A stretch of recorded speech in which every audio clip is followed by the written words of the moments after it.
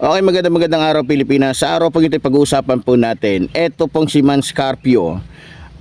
Isa pong abogado na asawa po ng isang babaeng hudas, sinungaling, demonyo, at masasabi nating traidor at higit sa lahat magnanakaw, mandarambong sa pera ng taong bayan na walang iba kundi si Sara Duterte. Ngayon mga minamahal ko mga kababayan, galit na galit po itong mga Duterte. Galit na galit si Man Scarpio. Kasi nasilip, nalaman, natuklasan ng taong bayan yung katotohanan. Nakita at talagang sumabog yung balitang ito at nakita na kung saan sumambulat sa mga DDS. Alam nyo kung bakit galit na galit si Man Scarpio? Kasi marami po sa mga DDS ang talagang nabulaga. Marami sa mga DDS ang talagang namulat na ngayon sa katotohanan. Marami sa mga DDS at talagang nagtaka at talagang para silang binuhusan ng mainit na tubig sa kanilang mga balat. Nung nakita nila, nung nalaman nila yung katotohanan na matagal nang sinisiwalat po ni dating Senador Antonio Trillanes. Gusto niyang kasuhan yung ating mga senador ay ating mga mambabatas na siyang dahilan kung bakit nalaman at natuklasan ng katotohanan at nakita yung bilyong-bilyong pera na hawak nilang mag-asawa na kung saan kaduda-duda dahil hindi naman sila mga negosyante at wala silang karapatan na humawak ng ganong kalaki dahil unang-una hindi naman sila ganon kayaman. Kung yung mga Marcos nga na kilalang mga billionaire, trillionaire mukhang walang ganong klaseng pera, pero itong mga hudas na ito, itong mga gagong ito, itong mga walang yang ito, itong mga walang pusong magkaasawang ito ay talagang kitang-kita.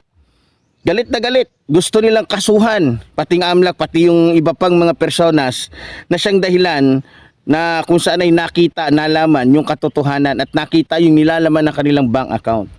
Alam niyo mga kababayan, sa totoo lang, sige, pagbigyan na natin si Man Scarpio, kasuhan mo. Kasuhan mo, ngayon, ang tanong, may tanong lang kami sa iyo Man Scarpio, saan galing yung pera? Ha? Saan galing yung pera na ganong kalaki? Sa negosyo nyo? Anong negosyo nyo? Saan galing yung ganong kalaking pera? Ha? Mukhang kayo yatang mag-asawa ang dapat na kinakasuhan. Ha?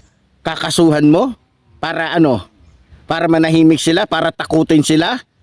Alam mo Man Scarpio, isa kang siraulong putang ina mo ka. Ha? Yan ang masasabi ko sa iyo Man Scarpio. Napakagago, napakaputang ina mo. Lalong-lalo ka na, Sara Duterte. Dadaanin ninyo sa impluwensya, babayaran ninyo yung mga judge at mukhang sa tingin ko yan talaga ang gagawin ninyo. Gagamitin ninyo yung bilyon-bilyon. Kaya naman pala maraming mga tanga, mga bobo na mga DDS na sumusunod sa inyo. Ha? Kasi meron naman pala talaga kayong pera na napakalaki na pinambabayad ninyo sa inyong mga trolls. Ha? Napakasinungaling mo, Vice President Sara Duterte. Sabi mo 800 million lang ang pera mo. Kung tutusin kaduda-duda nga yun Wala ka namang karapatan na humawak ng 800 million.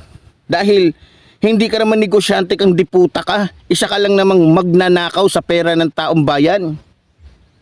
Ha? Oh. Mga mandarambong kayo. Mga magnanakaw kayo.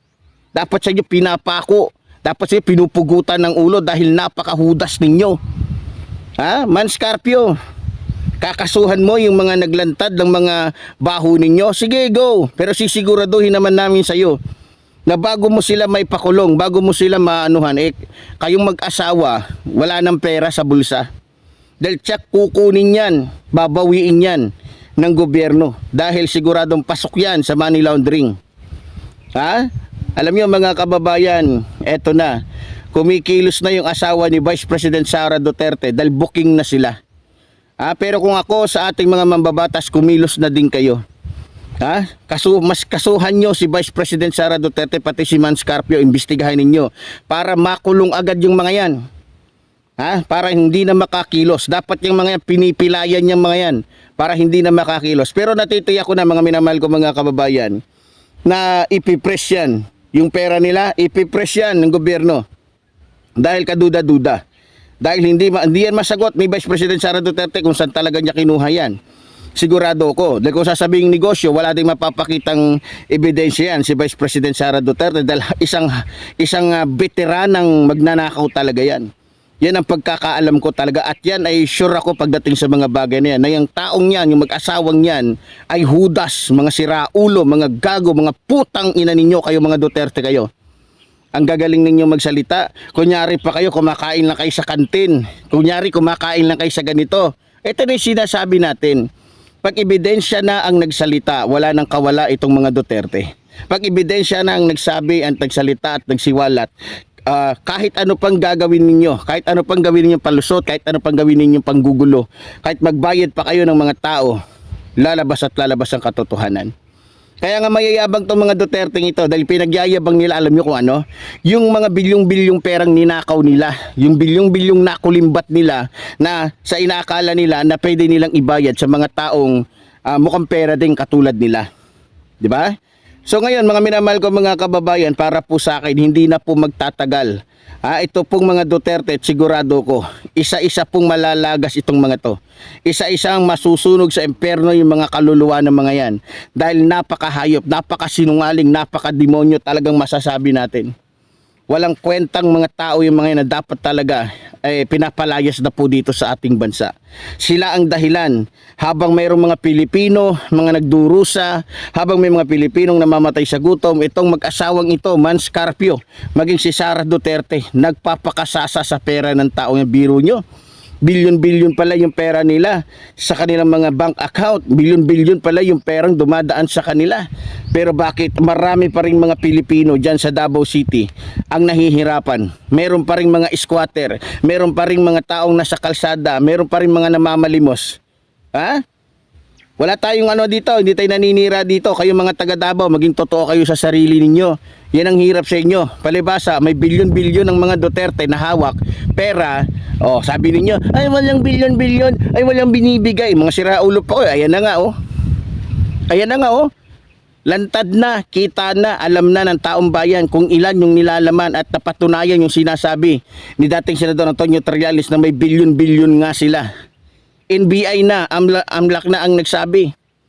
Ombudsman na ang nagsabi. COA ang isa sa mga saksi kung paano ninanakaw ni Vice President Sara Duterte yung pera ng taong bayan, na kung saan imbis na sa mga proyekto na pupunta sa bulsa nila napupunta. Tapos ngayon tatanggi-tanggi pa kayo. Wag naman po kayo manatiling mga tanga. Wag po kayo manatiling mga bobo. Wag po kayo manatiling mga walang kwentang Pilipino. Maging totoo kayo. Wag kayong tatanga-tanga. Bawal dito ngayon sa bansa natin yung mga Pilipinong tanga. Sa mga DDS, magpakatino naman kayo. Magpakatao kayo, magpaka-Pilipino kayo. Wag nyong idolin yung mga taong isa sa dahilan kung bakit naghihirap ang ating bansa. Kaya sa ating mahal na Pangulo, sana po kumilos na po kayo. Sana sa lalong madaling panahon, mapakulong nyo na yung mga taong yan. Mapaalis na dito kung kinakailangan, paalisin dito sa bansang ito. O kaya naman sunugin, o kaya naman patayin yung mga yan dahil wala namang kwenta yung mga yan. Yan ang nararapat sa mga yan. Kaya sa iyo Vice President Sara Duterte at sa iyo Mans Carpio, putang ina ninyong mag-asawa, mga gago kayo. Ang dapat sa inyo, pinapatay kayo, mga tarantado kayo. Dapat sa inyo, binibigti kayo. So muli po, tulad po ng sinasabi ng inyong lingkod, mabuhay po ang ating inang bayan, mabuhay po ang nagmamahal sa ating inang bayan. Maraming salamat po.